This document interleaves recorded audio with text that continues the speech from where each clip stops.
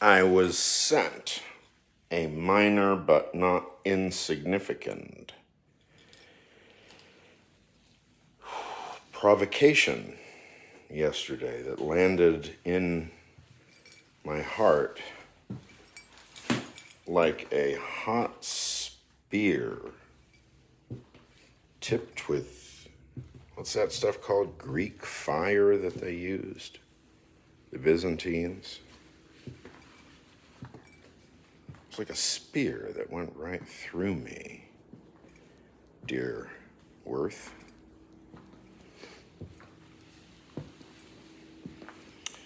Watch what you are doing.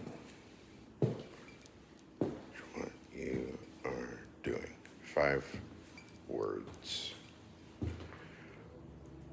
Which one shall we start at? Let's start at the first one. Watch.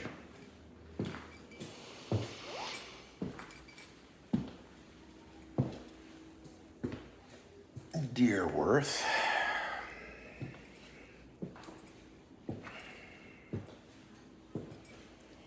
watch. This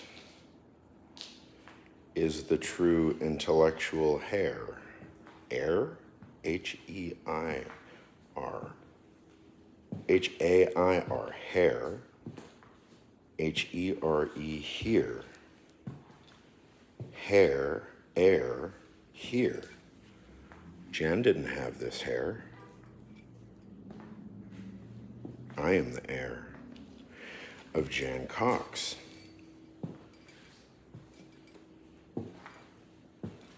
I am the hermeneutic. Not because I say so. I will offer a proof by way of demonstration according to the rules of pure reason. Now,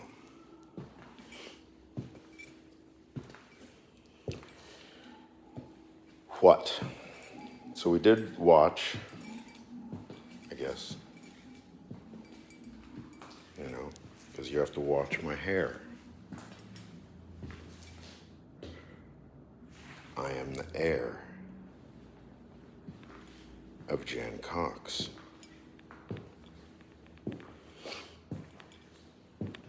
What?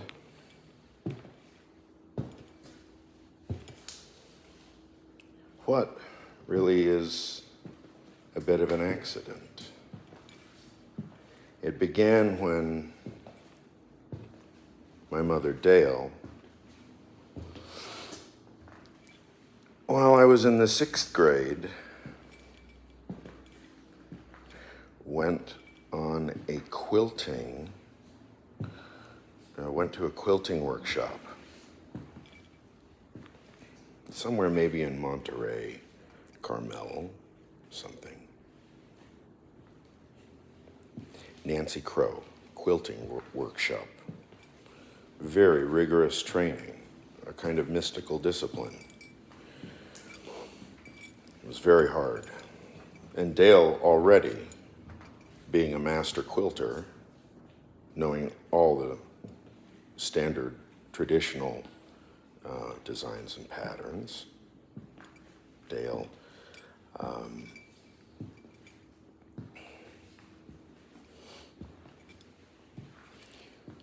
she undertook these disciplines of herself.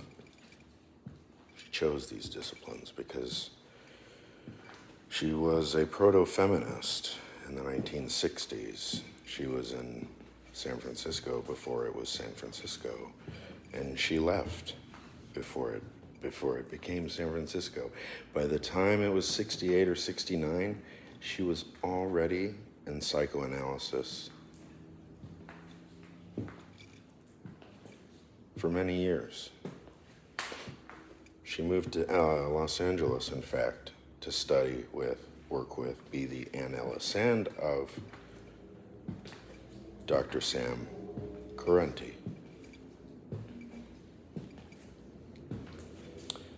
Dale also undertook severe spiritual discipline as a small girl, according to the Church of Religious Science. A particular teacher named Chet Castellaw. This is in San Diego area.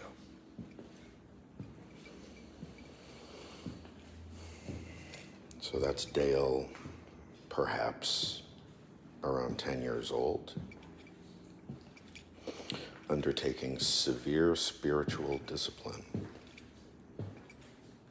with Chet Castellaw and the Church of Religious Science. Her mother, of course, very encouraging, because they had to kind of steer clear of a particularly hostile home environment where Herbie, the wife beater, and the bottle of the 4 roses were always imminent, that is, within, I-M-M-A-N-E-N-T, imminent, I-M-M-I-N-E-N-T, imminent, the imminence and the imminence and the eminence of the wife beater, and the bottle of 4 roses whiskey, Herbie. Herbie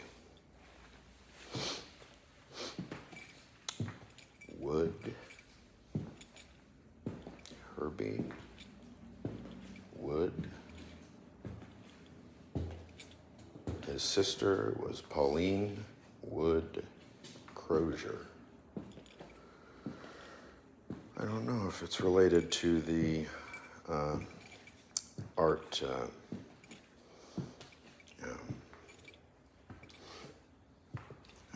corporation business by the name Crozier.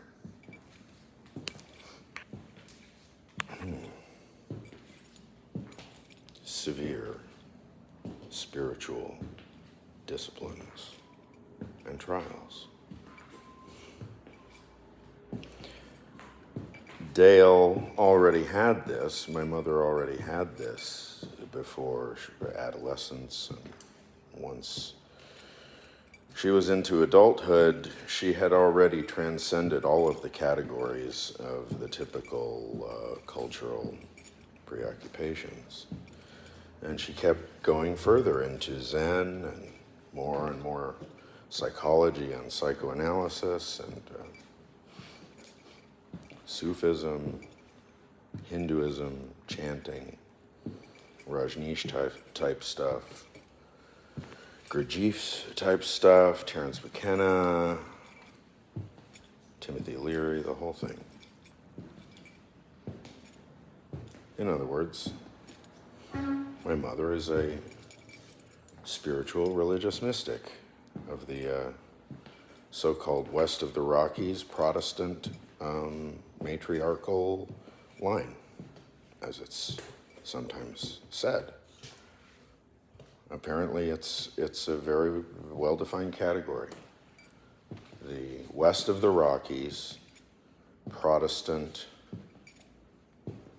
matriarchal rationalistic religious mystic. So that's my mother.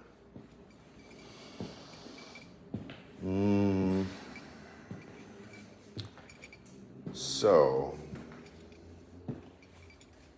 she's a proto-feminist, and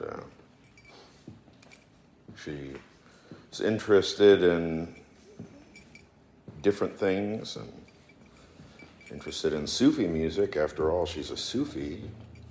And so on Tuesday nights at the intersection in Los Angeles, it's the early 70s, she met Konstantinos Dimitrios Fergadis at the intersection. Like Greek dance night on Tuesdays. So he did like his kind of big dick performance for mom, I guess. Is that what men do? You gotta like take your big dick out and show it to your mom.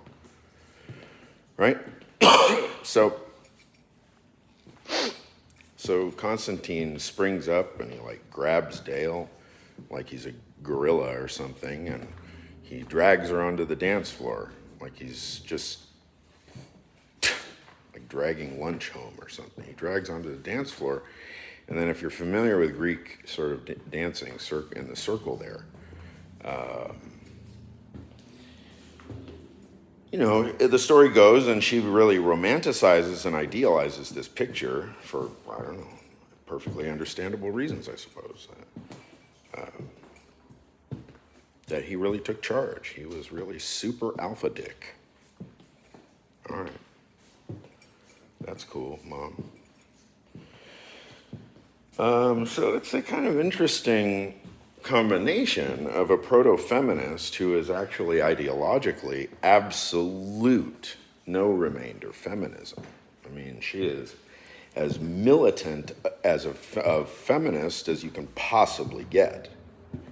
She answers to no man, including me. Why should she answer to me? I answer to her. I mean, the whole point of the story is that all defers back to the mother, right? Except that, that's like the way it's supposed to be. To the degree Freud is full of shit, which he is absolutely full of shit, he has 100% the correct subject matter and 100% rubbish nonsense theory. That's the truth of Freud. So we keep the subject matter and we delete the Freud, right? Just the subject matter. So what do you have? Vaginas, penises, mom and dad. It's kind of like that, right? Vagina, penis, mom, dad. Go from there, Anything that you come up with will be right on the money. And so long as you sign your name to it and we can actually track the damn ledger, then we can actually test the theory, for crying out loud. We can actually do psychoanalysis instead of pretending and just sitting there collecting the money from some hapless bystander who's bearing their soul, who should be at confession. You're taking their goddamn money. You should be paying them. They're teaching you, motherfucker. But I digress. As you can see, that's the limit of my hostility. It's done. That's as far as it goes.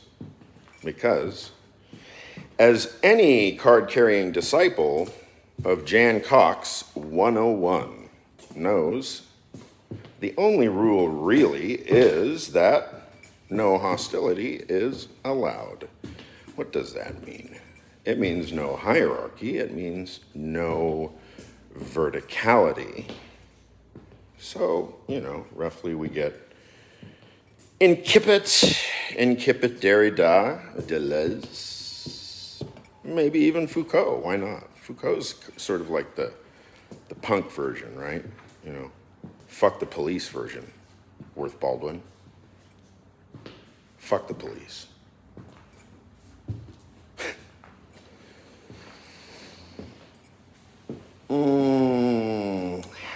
So the dialectic it's not even a dialectic of perfectly nonviolent pacifism, rationalist inquiry, copious amounts of Andy Samberg, SNL, right? Ross Trent. Rastafarianism.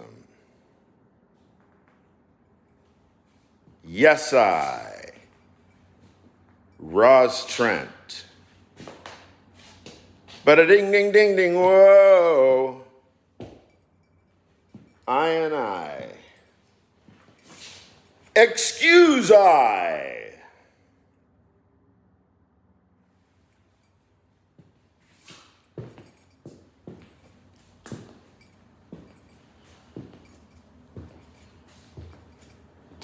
Are you there, Ja? It's me, Roz Trent.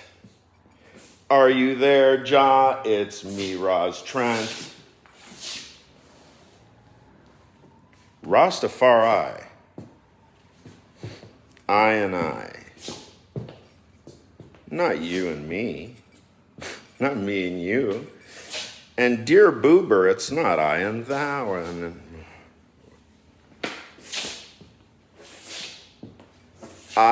I, man. Rastafari. I'm going to smoke some green now. Can I do both? Oh, what's the other one? Threw it on the ground. Now, here's a tremendous example of, what is it now? Is it the sublimation of hostility? Is it the containment or framing of hostility? I ain't no charity case, hot dog man. And I took it and I threw it on the ground. You don't own me, hot dog man.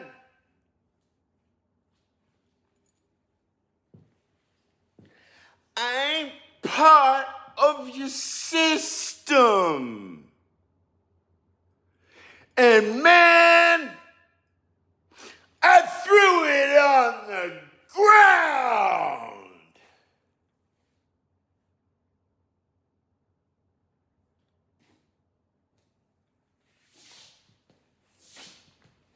So as you can see, there's no hostility involved because it's a Andy Samberg sketch by, it's a Ross Trent sketch. It's Threw It on the Ground by Ross Trent. Come on. I and I.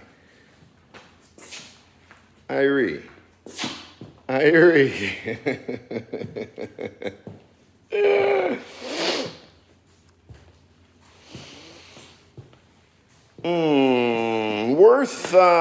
You don't like when I talk about our personal lives, do you? Because that wasn't allowed either, was it?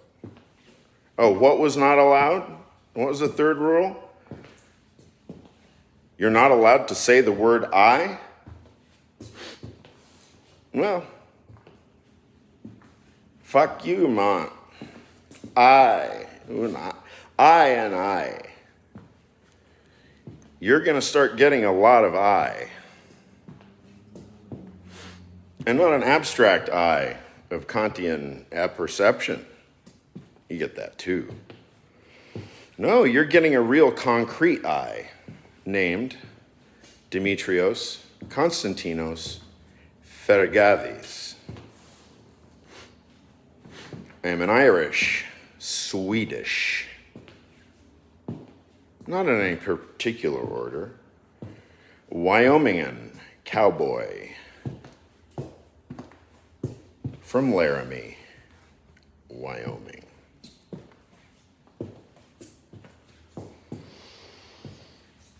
And Harads, Sweden. Because my mother's paternal line was rigorously Swedenborgian, taciturn, introspective, engineers, mechanically brilliant, father and son, Johann Axel Johansson, Heard Johann Johansson? Do I not know the middle name of my mother's father? Heard Johnson. Heard Johnson of Laramie, Wyoming. Taciturnity par excellence on her father's side.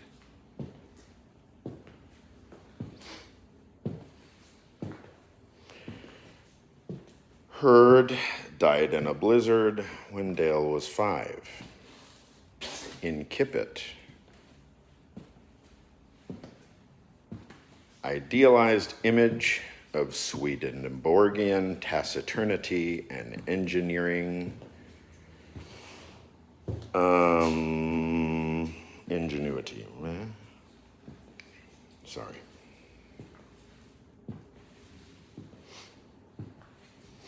You're getting my life story worth. It ain't worth much. And neither are I.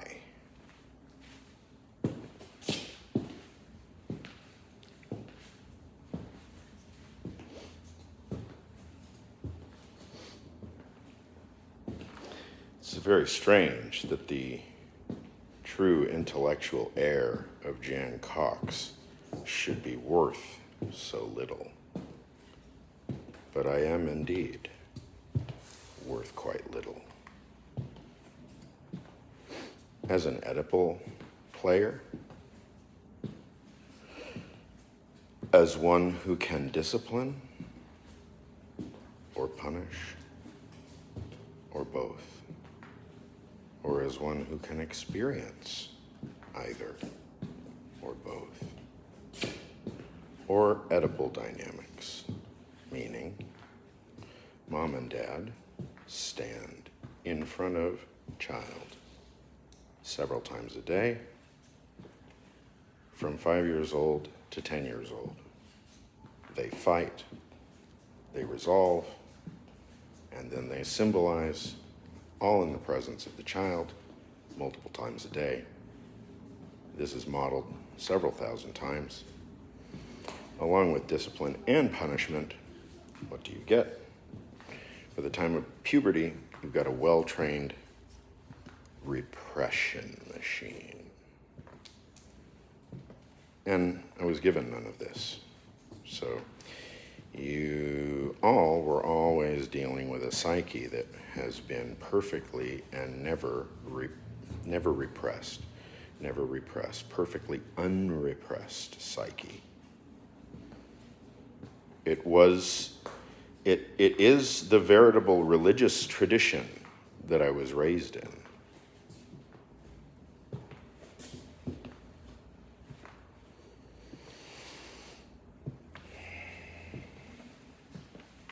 Konstantinos Demetrios Fergatis, Patriarchos, Omegas,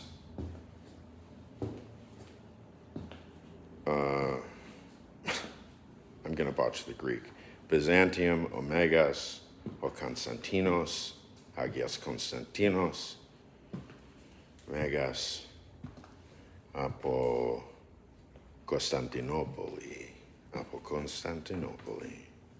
Apontiskiros, o pateras mu ina Apontiskiros, Hellas.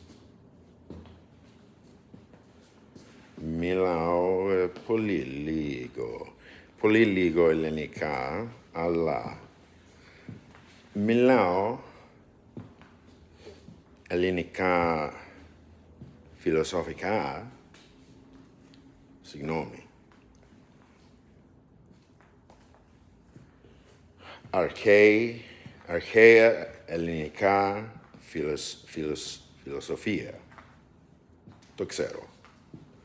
Toxero, to Platon, Aristoteles, Toxero, Socrates, ta prota Socratiki, hola,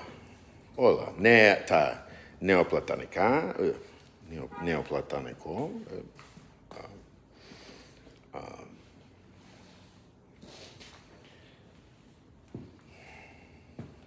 and Byzantium,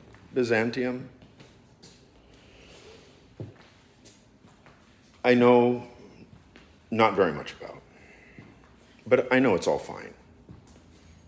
And I take it on board. I mean, I have my, you know, the gold is, that's my childhood cross. And these rosaries I have from Alex Gatas, local jeweler, Alex, and Alta Gracia.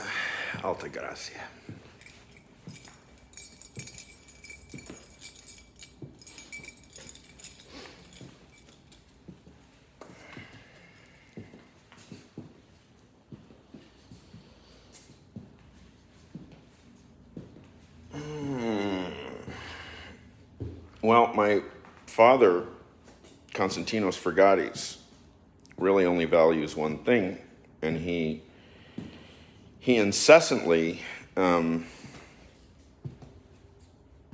reminds everybody in his life of the point that the only thing really that is worth anything is money. And, you guys really kind of had a money thing too. But, philosophers are not supposed to accept money. And, as I try to make the point quite forcefully, real thinkers are going to be forced to pay. They're going to. And Jen, of course, he would always make the point, defensively, of course. Except he never theorized anything psychoanalytic, so, he never theorized defense, so we don't know what he's doing. So when he's being defensive, what is he doing?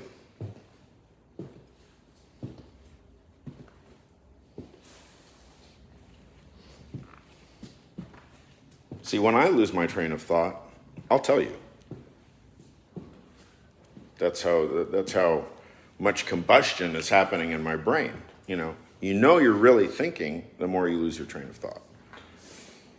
But if you notice, any big swinging dick in front of a camera, they will take all the sweet time in their world and then they'll blame it on you. They'll act like they've just thought of something profound for a minute. Higginbotham used to do this. Yeah, he his fancy cufflinks, his French cufflinks and shit, and his bald head and his chain smoking unfiltered Camels and everything, and he would just kind of he'd peer off, he'd start coughing, he'd cough for a minute straight because he was a chain smoker, and we're all just riveted, because the next word from his mouth is going to be something about indirect implicature or something. I don't know. Yeah, that's your problem. That is your problem. Well, it should be your problem that you have to wait.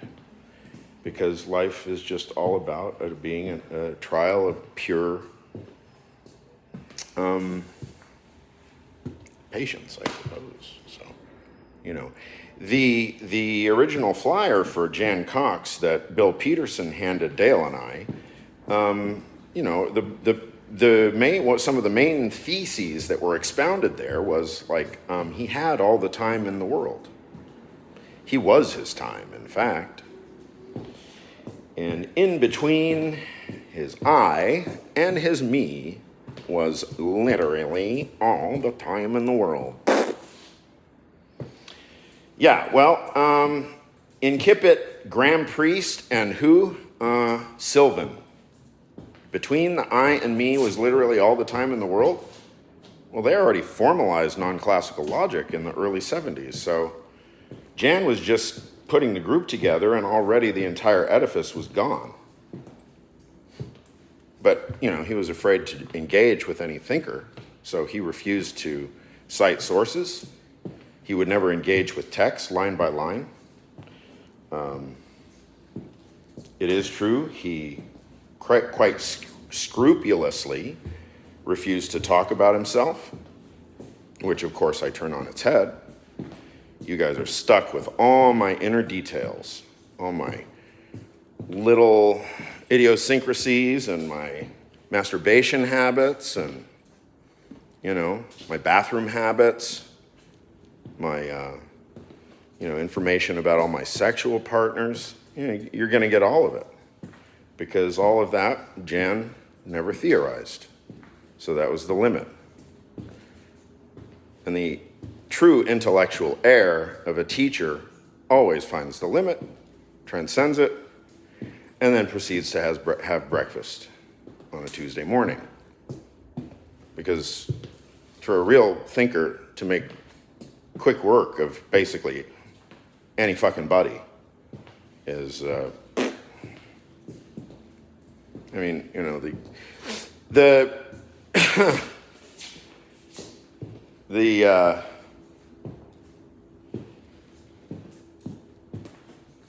standoff never gets going because, how many calories a chess grandmaster burns in just a day at the office? Probably 4,000 to 6,000 calories burning just thinking, right?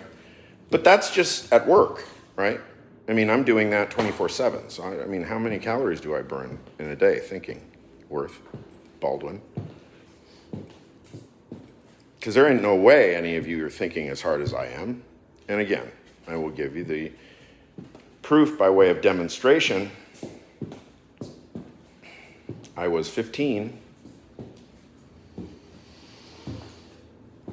in, let's say, 1991 or 92. Was I? 16, 17? Okay. Whatever it is what it is. I'll concede it. Junior year in high school. October, junior year of high school. That year is 1991, 92 year. Junior year of high school.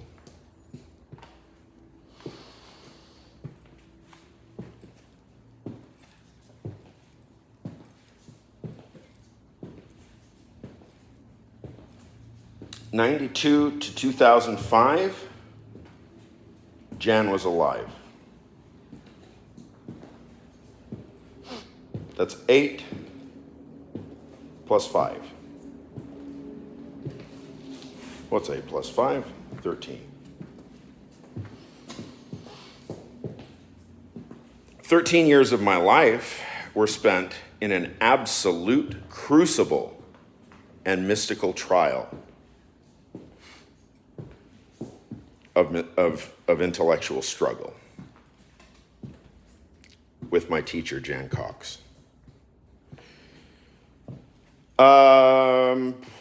Where is the record of it? Well, there are a few. Maybe there's only one letter. We corresponded by. That was in the early '90s. A typewritten letter. Dale has several typewritten letters with her correspondence with Jan Cox.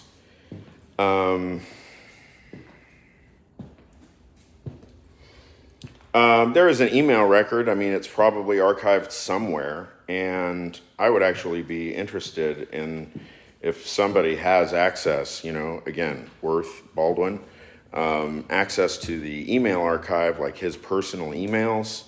I have no idea what the access is. But it would be worth digging out, all of the correspondences with everybody and compiling. There's something you can do. Compiling all the personal correspondences between Jan and everybody so they can all be axiomatized and filed and logged into the record, right? Because it's all public record.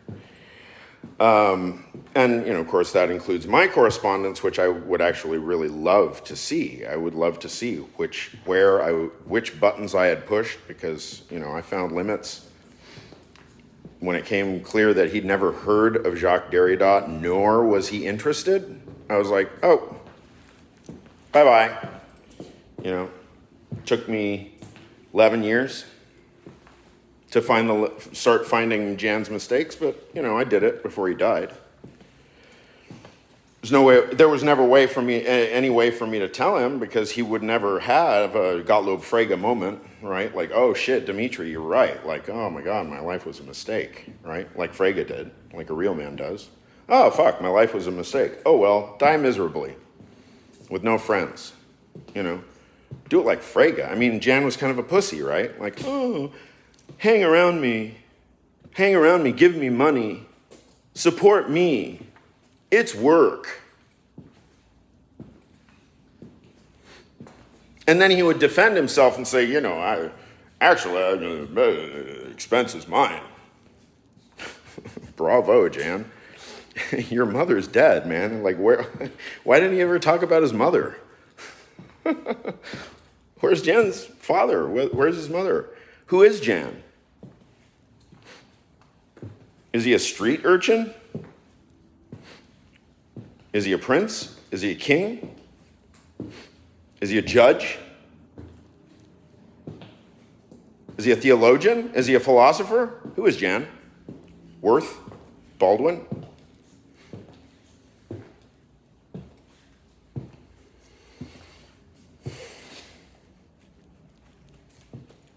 I am the intellectual heir. No remainder.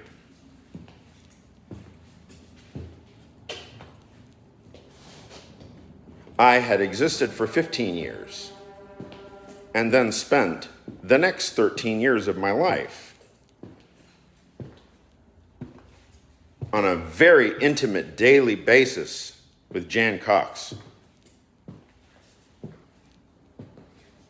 Whether in person, psychologically, methodologically, ethically, morally, logically, metaphysically, syntactically, semantically.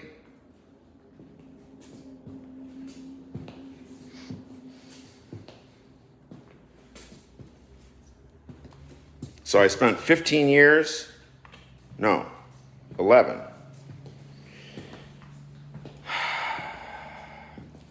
See, when Dale was at the quilting workshop, I got interested in baseball at the time, and I was playing for the Blue Jays. That was 6th grade, Irvine Baseball Association. I was on the Blue Jays. And I was turned to be a catcher very quickly because I was introduced to a batting instructor. Now, he was just a coach. He was a pitching coach, but he was a catcher. He played in the Yankees system at either Utica or Oneonta for a couple of years. I mean, he played pro ball. And then he was a coach at UCI. He was a pitching coach with Mike Girakis was the head coach. He's a Greek guy. At University of California, Irvine. It was such a beautiful baseball campus there. I spent so many days at the IHS baseball field. I mean, Jesus. The University of California, Irvine baseball field, it was just so beautiful there. I mean, it was like, oh man, it was like some kind of it really was like a cathedral. Just such a baseball cathedral for me and my friends, and they had amazing batting cages there, and we'd get one of our parents to drive us across Irvine, and they had cages, no pitching machines, but they had the cages and the screens, and you could throw baseballs and do batting practice, and we would just spend weekends there at UCI. Taking batting practice. I mean, it was just wonderful. So Robin was a kind of closet mystic, apparently, and he immediately saw that I had a real flair for hitting and an interest in like the technical aspects of baseball, the really super finicky, like scrupulosity of the whole thing. And he said, you should read this book, Sadaharu O, Zen Way of Baseball. And so I did, and of course I took that on as myself, I was basically essentially enlightened right there. I mean, I read Eugen Herrigel, Zen in the Art of Archery, and then, it was just like gateway. The floodgates went open, and I did several book reports and comparative religion reports in high school on Zen Buddhism and stuff, and I meditated a fuck ton, and Dale and I did like Silva mind control, which was just essentially Cartesian, rules for the direction of thought, in a kind of pop format. And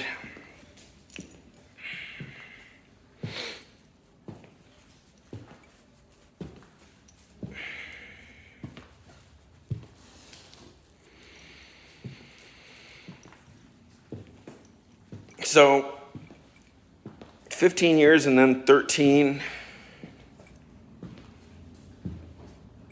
Now, the ratio is like, let's consider it as a kind of a just intonation ratio, okay?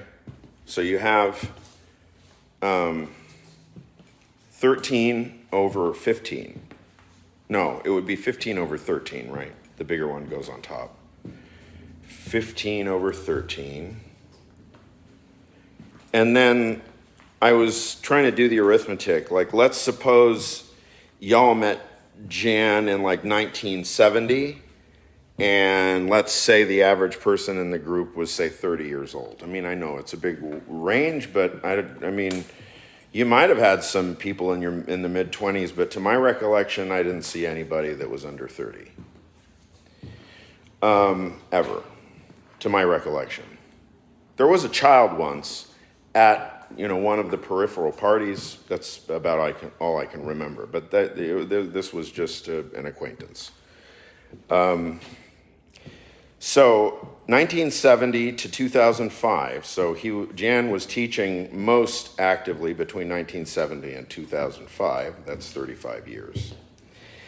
And if you're 30 years old in 1970, and then you spend the next 35 years with Jan, then that just intonation ratio is 35 over 30.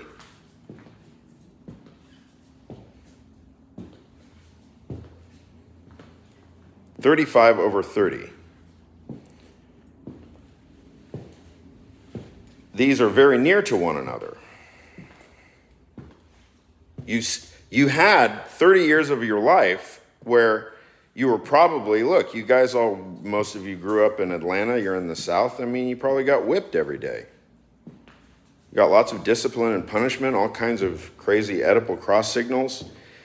You were not raised in the monastic environment, the strictly monastic environment that I was raised in as a child. None of you. So you all take for granted that all of your training, including Jan, because I'm sure he whipped Dana and Tracy. I mean, Jan seemed like quite a violent man to me, even though he was all about no hostility and stuff.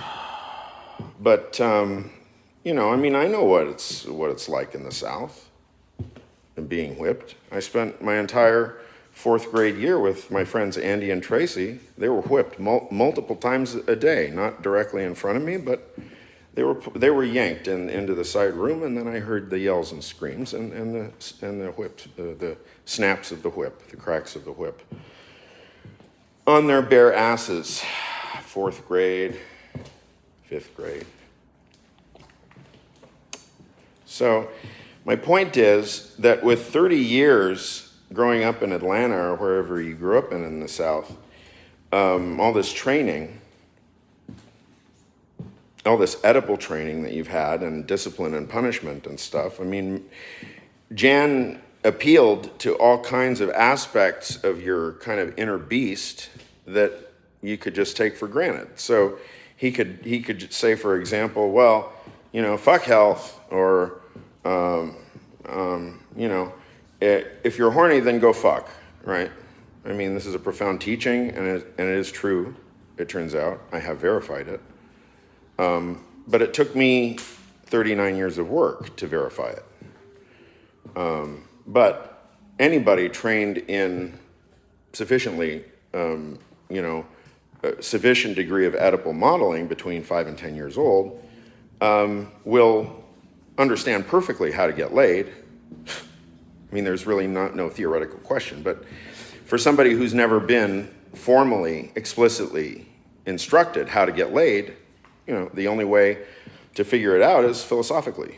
And I spent 39 years doing it, and now I figured it out, right? So I have like 5 women that, it's just like a lot of sex. Like 5 girlfriends, they all know each other. It's really kind of not a big deal when your very livelihood is sex. You're fucking a lot of guys, and so I'm fucking a lot of women, and they're fucking a lot of guys, and the transaction is absolutely formal. So, in other words, it's just a lot more efficient than a normal romantic relationship, because then sex is completely removed as a bargaining chip or weapon of blackmail.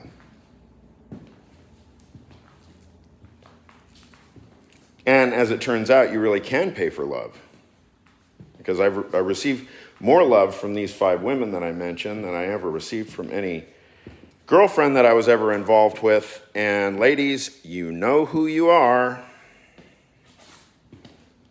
And you know I'm right. How could it be otherwise? You are all, one and all, modeled on who? Dale Johnson. Did you ever think to get to know Dale Johnson? Well, one of you know who you are, did. And it is no wonder that that individual is a rocket scientist. They are an engineer, they are a scientist. So fundamentally, they knew they had to get real close to the mother. But they were singular.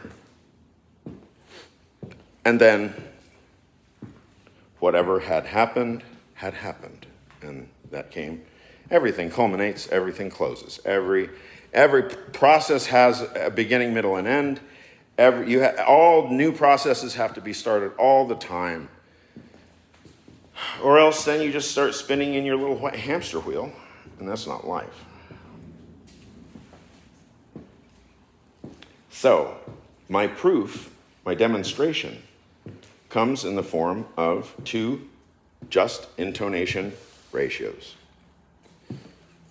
15 over 30 and 35 over 30. No? Anyway, you get the drift. No. 15 over, not 30, I said 30. Delete. 15 over 13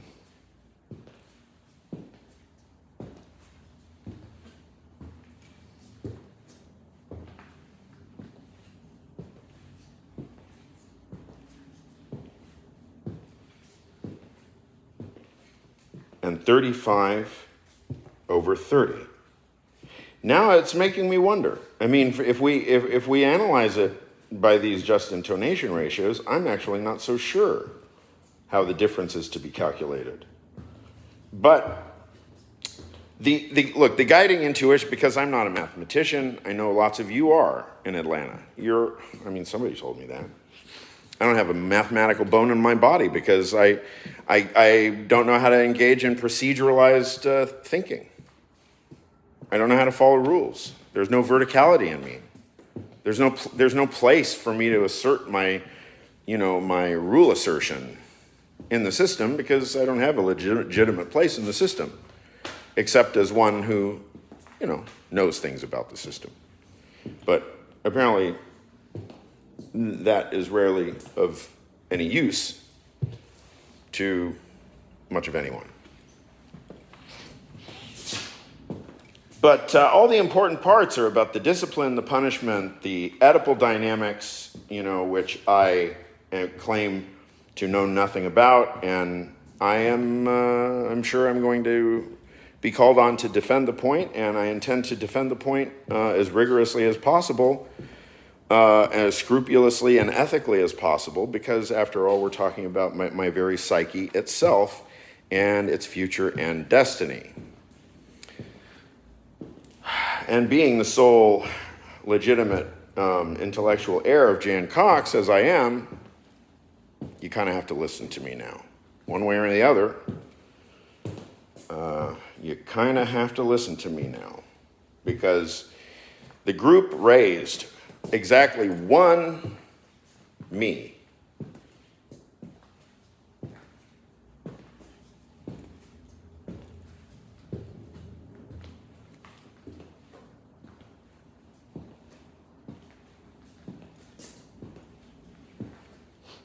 The difference is striking,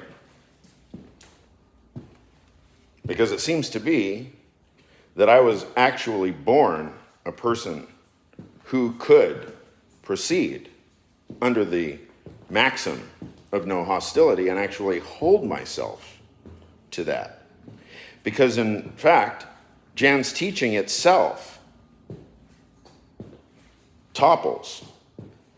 The entire edifice topples because he never theorized his own authority transparently for the group.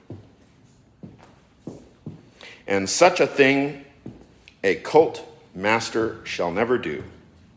Because if I theorize perfectly and transparently my authority for you, what you will see is I have no authority. Only words have authority.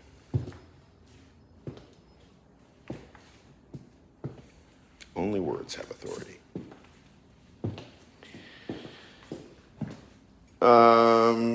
There is nothing outside the text. Well, what about the world? What about sensory perceptions? No, rather, there is nothing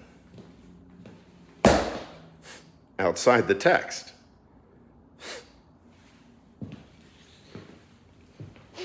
And every letter of every word, of every sentence, of every paragraph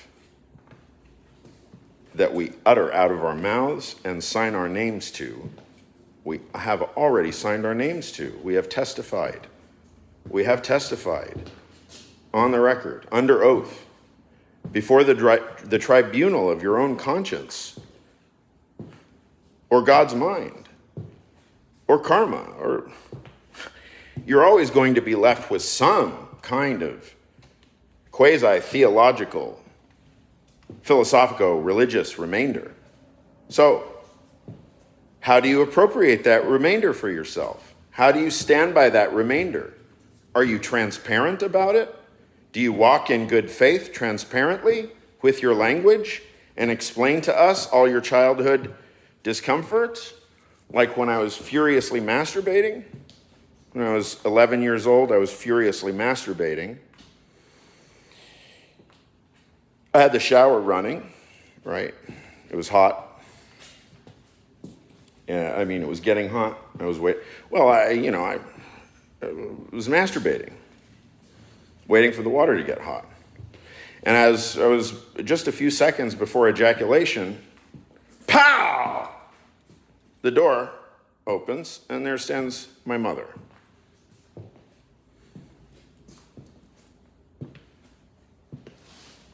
So that is called the Bodhi tree. That's the real Bodhi tree. You know, the real blood and guts of it. Because your brain explodes. Your brain explodes and you become something else forever. And you're 11 years old. How many of us Americans have literally gone through exactly that? Experienced their brain explode, and then have been told that since we have no mystical religious traditions in this country, they are in fact mentally ill. It sounds like you're going through something. The phrase, "Are you going through something?" or "I'm sorry you're going through something," is hereby deleted from the English lexicon. We are all going through something. It's called human life. Adults sign their name to it. Children run away from it. Like you, Worth Baldwin.